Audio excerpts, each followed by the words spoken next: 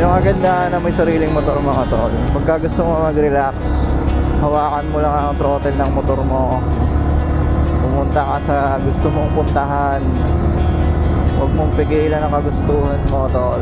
Kasi minsan kinakailangan talaga natin mag-relax. Katulad nito, kahit mag-isa lang ako, magre-relax ako.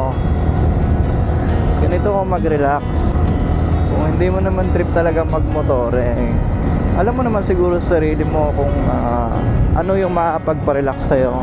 Punta ka sa beach, punta ka sa rest house mo, punta ka sa bukid, or kung gusto mo naman mag-hiking ka, bahala ka tol. Huwag puro trabaho. Oo, sabihin natin na masaya, may pera ka, pero hindi pera yung tunay na pagpasaya sa'yo tol.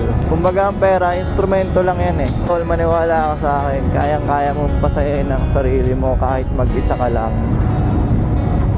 Hindi mo kailangan dumepende sa ibang tao, kasi minsan sila pa yung hihila sa'yo para umayaw ka sa mga kagustuhan mo.